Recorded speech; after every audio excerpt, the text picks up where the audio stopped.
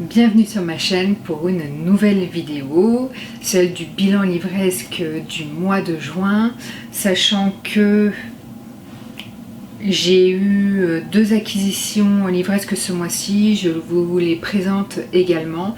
Alors ce mois-ci, au niveau du bilan livresque, il aura été pas mal. Alors si j'ai un beau bilan, c'est pas parce que je me mets à lire encore plus qu'avant, non c'est pas ça, je garde le même rythme de lecture, c'est juste parce que maintenant j'y inclus beaucoup de mangas, bandes dessinées, comics, et du coup comme c'est plus court à lire, forcément mon bilan livresque en est que plus volumineux. Mais voilà, c'est juste pour vous dire que ce n'est pas le rythme de lecture qui a augmenté, c'est juste que je varie les lectures et je découvre les mangas, je commence vraiment à aimer de plus en plus, du coup j'en inclus de plus en plus dans mes lectures et forcément c'est plus court à lire. Donc mon bilan en est que plus conséquent. Donc ce mois-ci j'ai quand même lu 3 romans, dont un de la sélection des éditions Point pour le prix du meilleur polar qui aura lieu l'année prochaine. Et également j'ai lu des mangas, comics et autres bandes dessinées. Je vous présente ça tout de suite.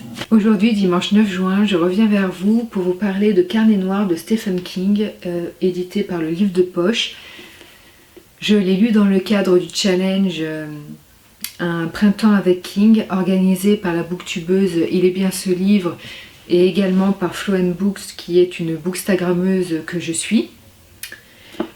C'est un challenge qui se déroulait de mémoire du 1er avril et qui se termine le 30 juin.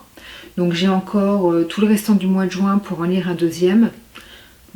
À l'heure où vous verrez cette vidéo, ce sera fait ou pas, je n'en sais rien pour le moment. Carnet noir, c'est le 2e volume d'une trilogie. J'avais lu le premier volume qui était Monsieur Mercedes, qui avait fait l'objet d'une précédente vidéo. Alors je vous remets le lien vers cette vidéo dans ma barre d'infos. J'avais adoré ce livre. J'ai donc lu la suite dans le cadre du challenge. J'ai bien aimé. Moins que Monsieur Mercedes, parce que Monsieur Mercedes, je trouvais que c'était beaucoup plus rythmé, beaucoup plus prenant. J'ai trouvé dans Carnet noir qu'il y avait certaines longueurs. Alors je pense que cela vient du fait que c'est un roman noir et pas un thriller comme je m'y attendais et comme je l'espérais. Donc à partir du moment où c'est un roman noir, il n'y a pas vraiment lieu d'avoir une action prenante, parce que si vous voulez, les ficelles, vous les connaissez un peu d'avance. Voilà. Donc à partir du moment où j'ai su quelle direction allait prendre l'intrigue, forcément c'est pas forcément prenant et du coup par moments je m'y suis un peu ennuyée. Alors dans ce livre on va suivre Maurice Bellamy. Voilà, c'est un tueur, enfin il est fan d'un personnage de livre qui est Jimmy Gold. Et ce personnage de livre a été créé de toutes pièces par un écrivain célèbre qui est John Rothstein. Et cet écrivain célèbre, un jour, va prendre sa retraite et va mettre fin à sa saga et juste au héros adoré de Maurice Bellamy. Et ce Maurice Bellamy, du coup, va devenir foudrage. Et d'autant plus qu'il avait été déçu par le dernier tome de sa saga, parce que le personnage central prenait une direction qui ne lui plaisait pas.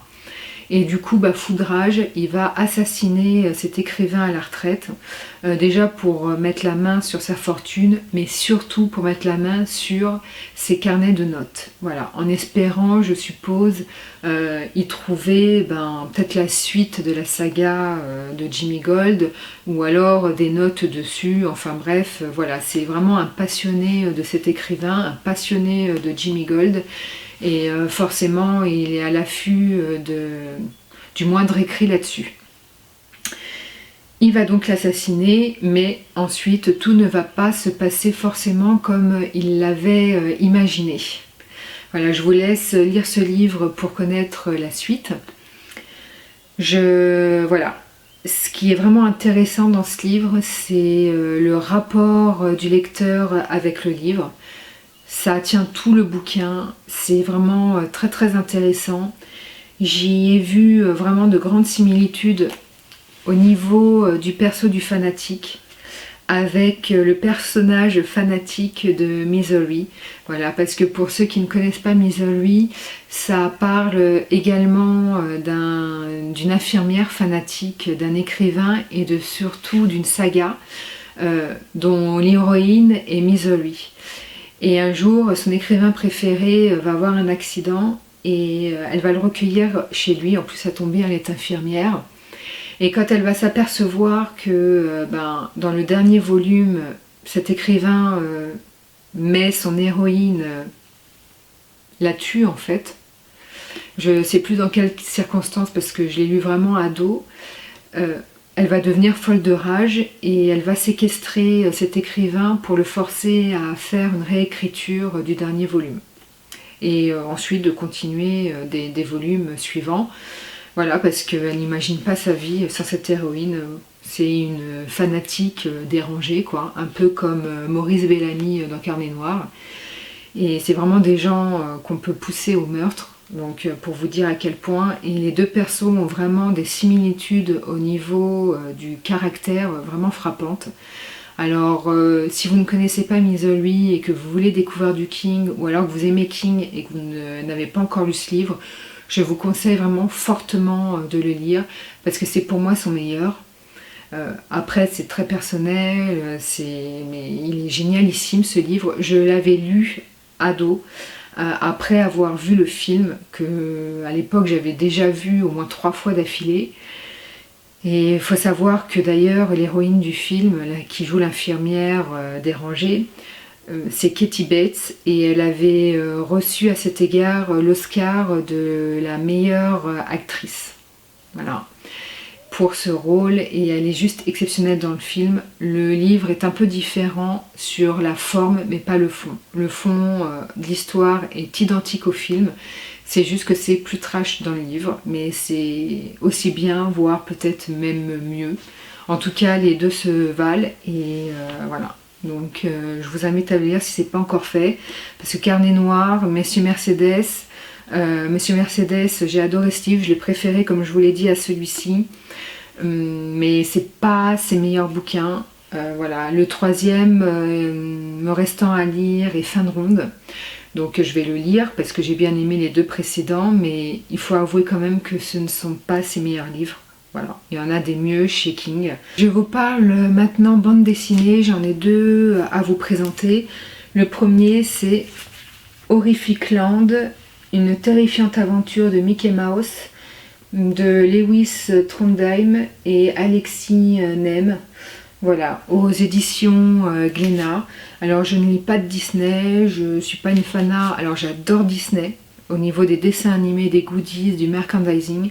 Mais Disney au niveau des livres ça ne m'intéresse pas, sauf que j'avais vu cette bande dessinée dans une vidéo d'une booktubeuse qui s'appelle Pikiti Bookin et je suis tombée amoureuse des illustrations. Les illustrations du bouquin sont sublimissimes, vraiment, et du coup il a fallu que je l'achète. Je l'ai acheté tout de suite d'ailleurs parce que je me suis dit si l'histoire me plaît pas, au moins je pourrais profiter des magnifiques illustrations.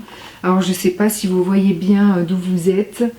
Si je vois que ça rend pas au niveau de l'appareil photo, je vous montrerai quelques images sur mon portable.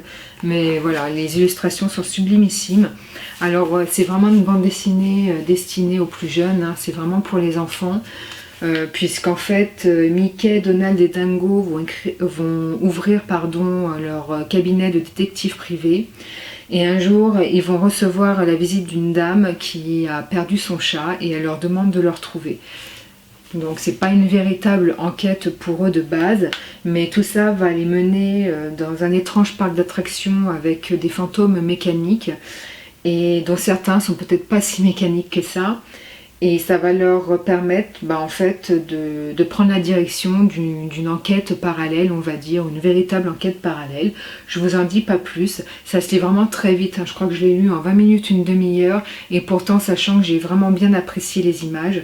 Donc l'histoire, hein, comme vous vous en doutez et comme je viens de vous le dire, c'est vraiment destiné aux enfants. Mais franchement, les illustrations sont tellement merveilleuses que même si vous n'êtes pas très porté sur les écrits destinés aux enfants, vous allez tomber de poids-maison devant les illustrations qui sont juste sublimissime. Donc je suis très contente d'avoir eu cet ouvrage, voilà, qui va trouver sa place dans les petits bacs à livres, à bande dessinée plutôt. Et voilà.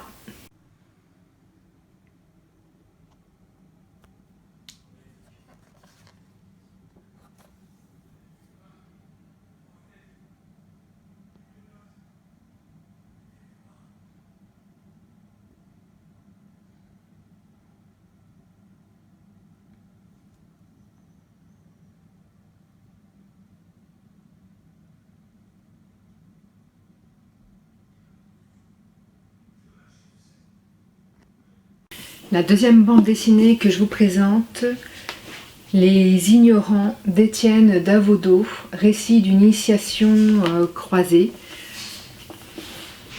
Voilà, un petit pavé, on va dire, pour une bande dessinée, donc qui ne se lit pas en une demi-heure cette fois-ci, hein. Je pense qu'elle se lit le temps d'une bonne soirée, au moins 2 heures de lecture. Ça m'a passionnée, je la trouve très bien cette bande dessinée. Alors elle est destinée aux amateurs de vin, voilà, tout simplement. Comme moi, j'adore le vin rouge. Et du coup, comme je vous l'ai dit dans mon book haul où j'ai présenté ce livre, je ne vais pas de nouveau vous raconter l'histoire, enfin pas l'histoire de cette BD, mais l'histoire qui m'a amené à acheter cette BD. Voilà, si vous voulez plus d'informations, je vous mets le lien de mon book haul en barre d'infos. En plus, ce book haul, je l'ai publié il n'y a pas très longtemps, hein, il y a 2-3 semaines. Donc ça raconte l'histoire d'un auteur de bande dessinée, un dessinateur, qui va croiser le chemin d'un vigneron et qui va lui proposer un deal. Il va lui dire, voilà, fais-moi connaître ton métier de vigneron et moi je te ferai connaître mon métier de dessinateur de bande dessinée. Le pacte va être conclu et ces deux hommes du coup vont faire découvrir à l'autre son propre métier. J'ai trouvé que c'était une bande dessinée vraiment très belle, presque poétique. On pense que les deux professions sont vraiment extrêmement différentes et à l'opposé, sauf qu'au fur et à mesure de notre lecture, vous allez comprendre qu'il y a de très fortes similitudes entre ces deux professions. Et j'ai trouvé ces deux regards vraiment passionnantes, intéressantes. Alors le travail d'auteur de bande dessinée m'a moins intéressé que le travail de vigneron, parce que moi ce qui m'a poussé à acheter ce livre, c'est vraiment le travail de vigneron. Je voulais en apprendre plus sur le travail des vignes. Effectivement, j'en ai appris plus, mais il n'y a pas que ça, hein. Vous avez aussi le côté gustatif, voilà, enfin, ça vous apprend vraiment plein de choses, et sur le métier de vigneron au niveau de la vigne, mais aussi au niveau du travail du vin après la vigne, enfin... ça vous apprend l'importance des saisons, du froid et du soleil. On comprend à la lecture de cette bande dessinée à quel point c'est un métier vraiment très très difficile. Et on en mesure vraiment toute la difficulté. Et c'est une superbe BD. Si vous voulez vraiment en apprendre plus sur le métier de vigneron, mais également sur le métier de dessinateur de bande dessinée, parce que je vous parle beaucoup des vignerons, parce que c'était, comme je vous l'ai dit, c'est ça qui m'a fait acheter la bande dessinée. Si vous êtes plus porté sur les auteurs de bande dessinée, ça vous en apprend pas mal aussi sur le métier. Alors par contre, pour les dessins, je ne suis restée absolument pas sensible. Je ne suis pas du tout sensible au dessin. Voilà. Je vous montre, pareil, si je vois que vous voyez mal les dessins, je vous les montrerai avec mon portable. Je trouve pas les dessins transcendants, enfin personnellement je n'y suis pas sensible, mais c'est pas pour ça que j'ai acheté la bande dessinée. Si j'ai acheté cette bande dessinée, c'est tout simplement parce que je me disais que le travail de vigneron allait être plus accessible si on me l'explique par dessin avec des bulles, plutôt qu'en achetant un livre avec des écrits, que des écrits, et du coup qui serait très technique. Voilà, n'y connaissant rien, je pensais que c'était une meilleure approche que celle-là, et je pense que j'ai eu raison d'opter pour cette approche. Donc j'en ai appris plein sur le métier, et c'est une belle bande dessinée parce qu'en fait, l'auteur a bien su choisir les mots pour rassembler ces deux belles professions, et d'une manière vraiment même assez poétique, et c'est une bande dessinée touchante et qui vous fait comprendre à quel point le métier de vigneron et la bande dessinée, si vous pensiez que c'était des métiers solitaires, et même en vous plaçant de l'autre côté en tant que buveur ou lecteur, si vous pensiez que c'était des loisirs solitaires également, ben en fait pas tant que ça. Ce sont toutes deux professions que nous pouvons partager, que nous soyons en tant que professionnels ou en tant que passionnés, et vraiment très touchant.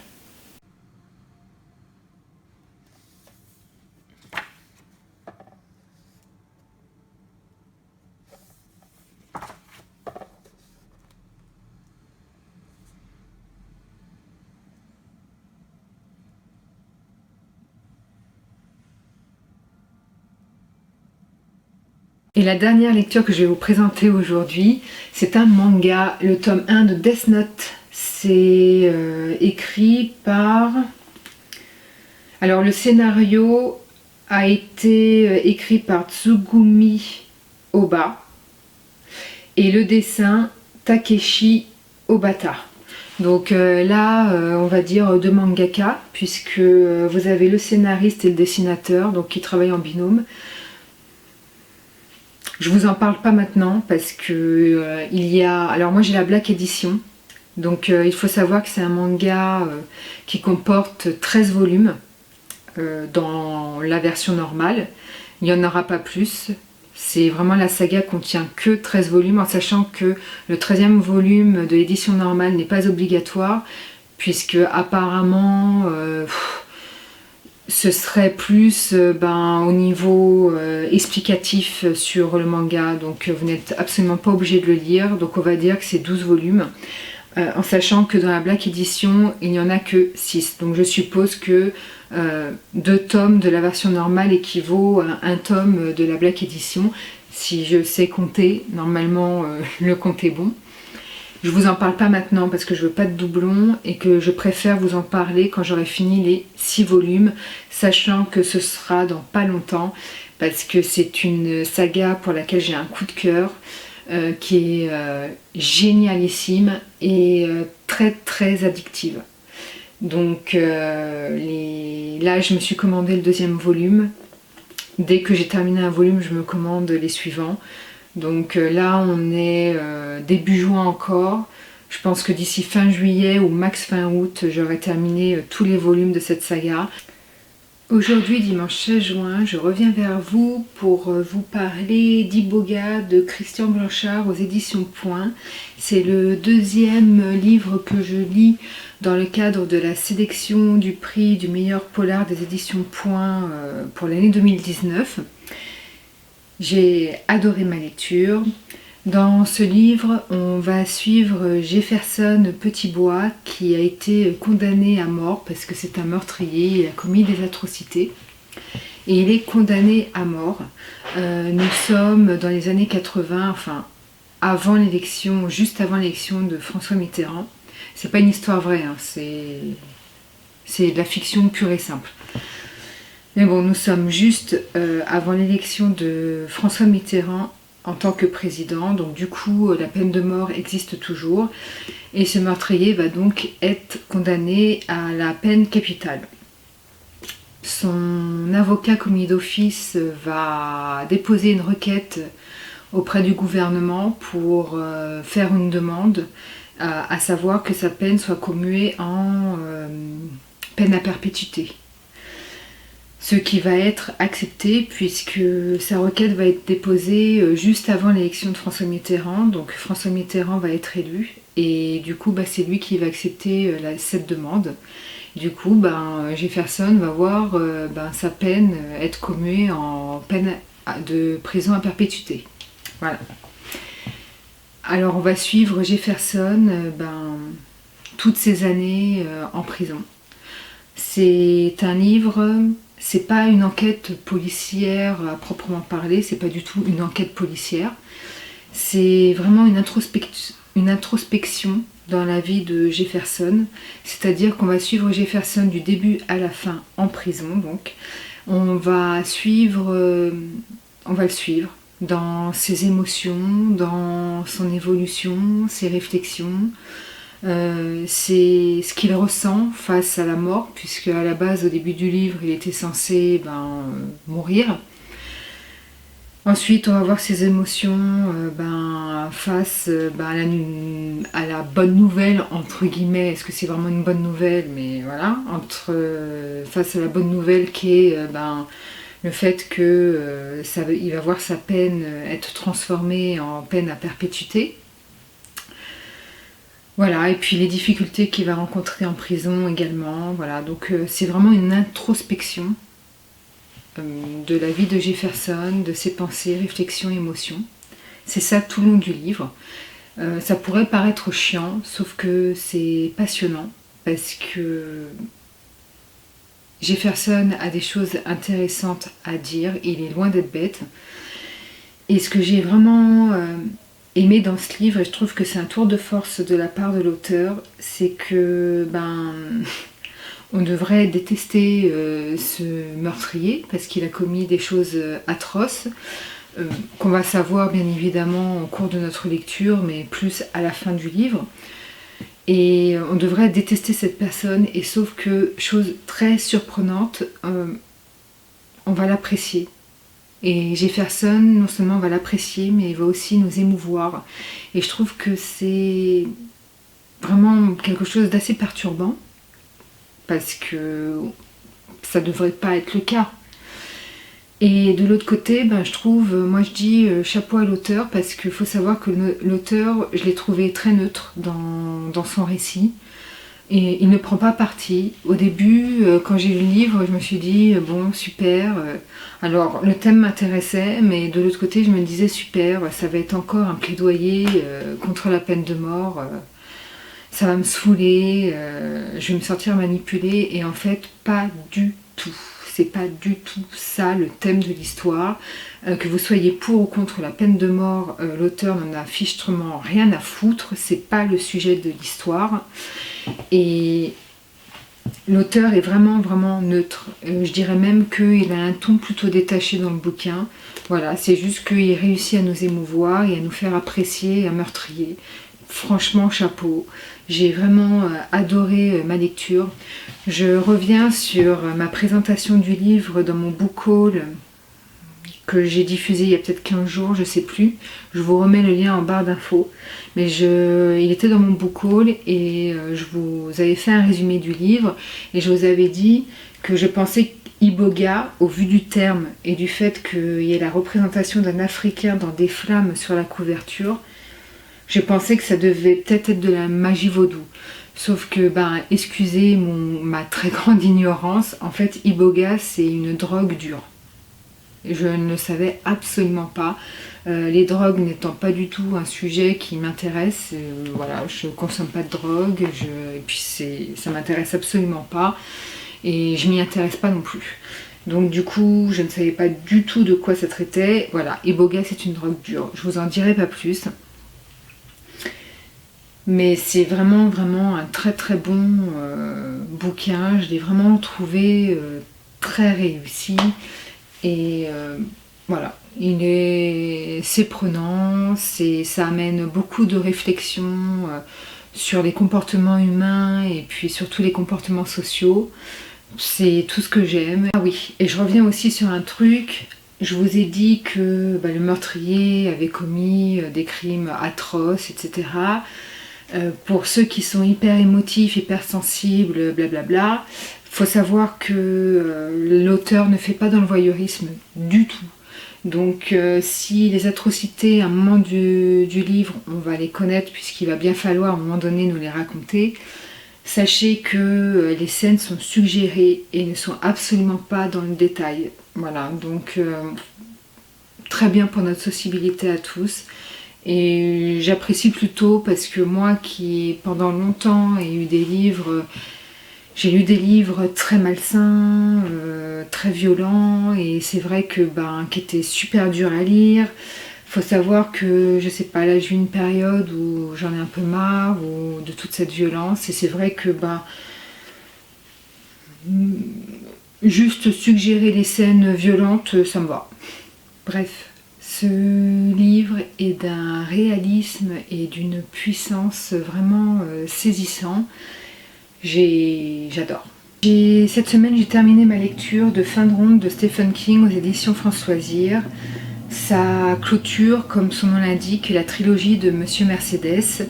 Il y a plusieurs jours, je vous ai parlé de Carnet Noir, qui était le 2e volume. Voilà, donc celui-ci est le 3e volume. Normalement, je laisse passer vraiment plusieurs mois, voire quelques années entre les différents tomes parce que je ne suis pas une adepte des sagas, des trilogies ou duologies. J'aime beaucoup les one-shots, c'est ce que je préfère. Mais là, j'ai voulu terminer la trilogie parce que ça rentrait dans le cadre du challenge Un printemps avec King, donc qui était organisé, comme je vous l'ai dit précédemment, par la booktubeuse Il est bien ce livre, ainsi qu'une Instagrammeuse qui s'appelle Flo and Books.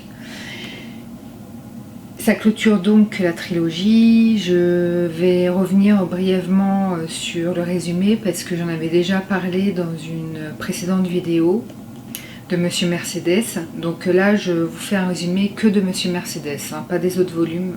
Voilà.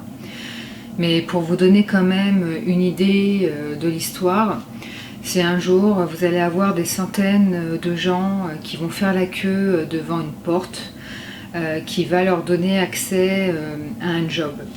Voilà, parce que c'est une ville où il y a beaucoup de chômage et qui est remplie de chômeurs plus ou moins longue durée. Voilà, donc les temps sont durs et les gens veulent vraiment avoir un job. Donc des centaines de gens vont faire la queue, vont avoir dormi la nuit devant cette porte ou arriver très tôt le matin parce que les premiers arrivés seront les premiers servis. Sauf que c'était sans compter un drame, à savoir un fou furieux qui va leur foncer dessus en Mercedes, faisant plusieurs morts et des dizaines de blessés plus ou moins graves. Et dans le premier volume, du coup, on va retrouver un certain Hodge, qui est un policier à la retraite et qui va recevoir des lettres mystérieuses de ce fou furieux. Pourquoi lui, il a été choisi par le meurtrier, on ne sait pas.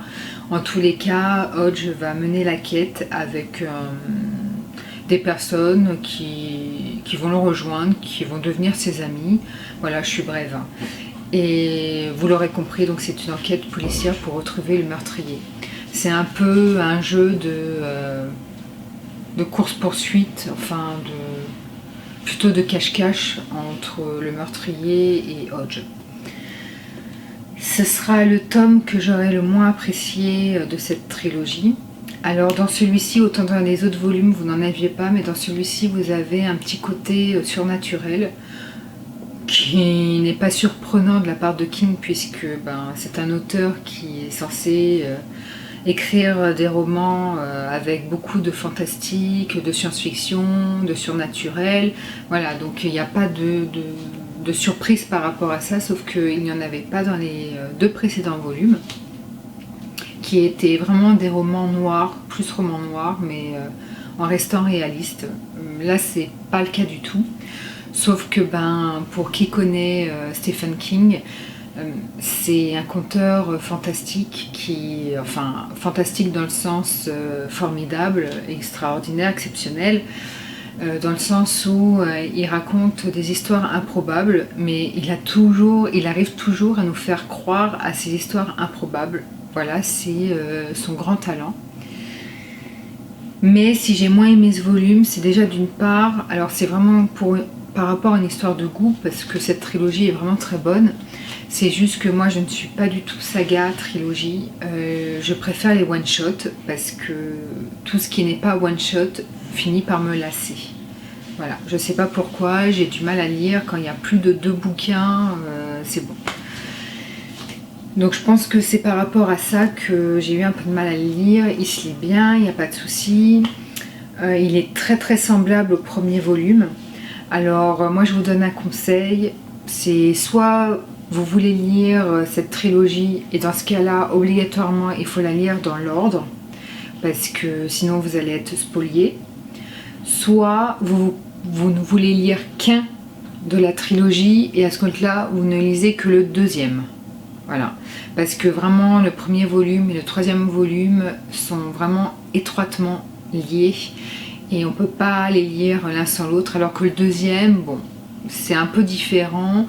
Même si vous êtes spolié par rapport au premier, vous pouvez quand même le lire indépendamment. Mais pour ça, il faut vraiment ne pas avoir envie de lire ni le premier tome ni le troisième tome. Si je vous dis ça aussi, c'est parce qu'apparemment pour beaucoup de gens, le deuxième volume est son meilleur de la trilogie. Moi c'est celui que j'aurais pas forcément préféré, il arrive en deuxième position. En fait voilà, mon préféré c'est Monsieur Mercedes, ensuite le deuxième qui est Carnet Noir et ensuite celui-ci. Donc mes préférés en fait sont dans l'ordre de parution, tout simplement.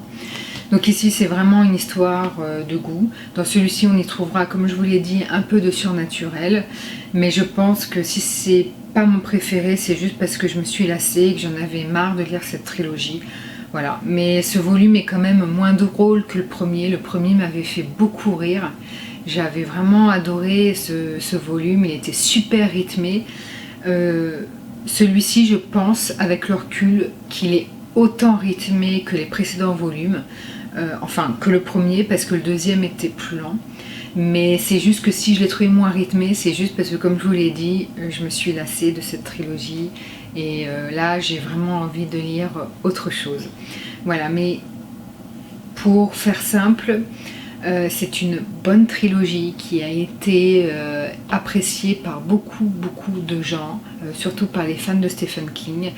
Mais si vous suivez un peu, si vous lisez un peu Stephen King, vous constaterez que ce n'est pas ses meilleurs bouquins.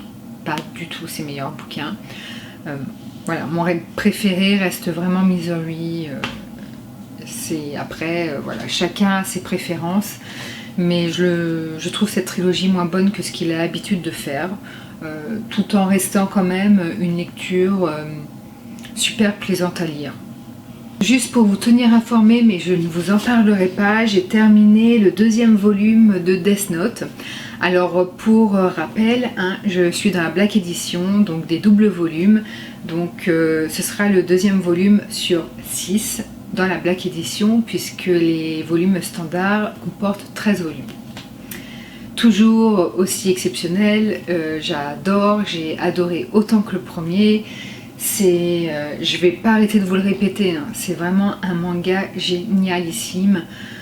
Voilà, je me dépêche un peu de les lire parce que en parallèle je suis en train de les regarder, je suis en train de regarder la série animée avec mon conjoint et qui est super bien rendue et qui est très semblable vraiment en tout point à la version papier.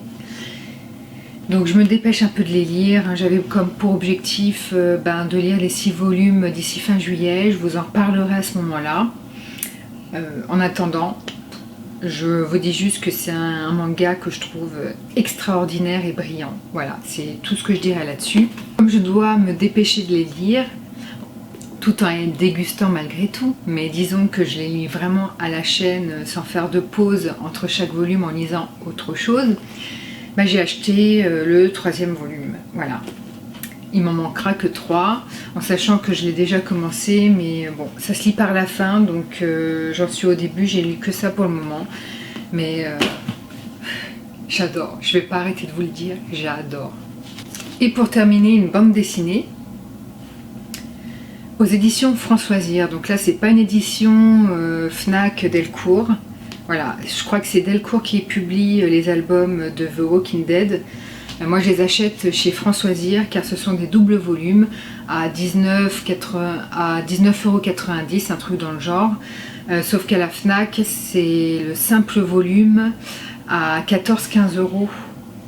Je crois que c'est 14 €, alors que là c'est un double, donc on fait quand même une économie.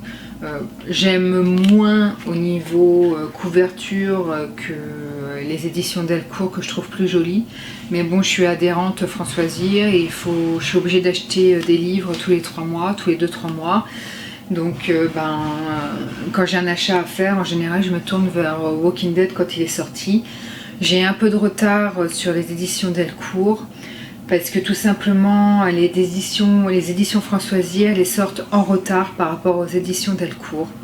Un retard quand même de plusieurs mois voire années, parce que là j'ai lu, n'est sorti que les 28 premiers volumes. Je vais vous confirmer l'info sur la vidéo, mais de mémoire je crois qu'on est aux 30 ou 31 volumes chez Delcourt. Donc j'en ai quand même 2-3 de retard. Voilà. Si à la base j'aimais presque autant le comics que la série télé, bon, tout le monde connaît Walking Dead, j'ai pas besoin de vous faire de résumé, mais c'est un groupe de gens qui essayent de survivre dans l'apocalypse, avec un monde entouré d'un monde devenu zombie. Et du coup, vous avez un groupe de personnes qui essayent de survivre dans ce nouveau monde, on va dire. Autant j'adorais presque la série autant que le comics, en sachant que j'ai toujours eu une légère préférence pour le comics. D'ailleurs, il faut savoir que les comics ont été écrits avant l'adaptation télé. Là, franchement, honnêtement, j'ai vraiment une nette préférence pour le comics. Voilà, c'est...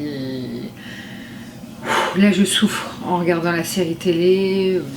Je continue à regarder parce que je trouve les personnages de Rick et Negan exceptionnels en tant qu'acteurs, et je continue à regarder par rapport à ça, mais sinon on tourne trop en rond. Je sais pas vous ce que vous en pensez, n'hésitez pas à me dire en barre d'infos. Je trouve que la série télé s'américanise de plus en plus. Je trouve qu'il commence à y avoir de la propagande. Un contexte un peu politisé, et puis je trouve que ça devient plus du tout crédible. C'est déjà à la base au niveau de l'histoire c'était pas crédible, hein. On est dans un monde entouré de zombies, c'est clairement pas possible, ça n'existera jamais dans le monde réel, on est d'accord, mais bon, au niveau des événements ça devient pas crédible, on s'endort, c'est trop lent, je commence à n'en plus pouvoir de cette série. Je vais continuer à la regarder comme je vous dis, parce que là du coup j'ai suivi 9 saisons, j'ai envie de savoir comment ça va se terminer, mais je serai contente quand ce sera terminé. Le comics j'adore parce que déjà d'une c'est plus trash, il n'y a pas de censure, il n'y a pas de politique, il n'y a pas de morale, il n'y a pas de contexte social. Voilà, c'est un comics à l'état brut, voilà, avec une histoire telle que l'a voulu réellement les scénaristes et les dessinateurs, sans respecter forcément le politiquement correct. Voilà. Alors le comics bien sûr, je les collectionne et je continuerai à les lire avec plaisir. J'espère également qu'il y aura une fin prochaine, dans le sens où j'ai pas non plus envie de me retrouver avec 60 albums dans ma bibliothèque, ça prend de la place. Même si j'adore le comics, je pense qu'à un moment donné il faudra aussi y mettre un terme.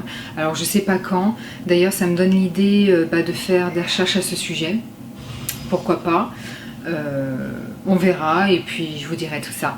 Et voilà, c'en est terminé de ma vidéo. J'espère qu'elle vous aura plu. Comme d'hab, n'hésitez pas à commenter, liker, vous abonner. Et puis nous on se retrouve au mois prochain. Je souhaite de bonnes vacances à tous les juilletistes qui partent en vacances au mois de juillet, dont je fais partie. Et puis pour les autres travailleurs, je vous souhaite beaucoup de courage.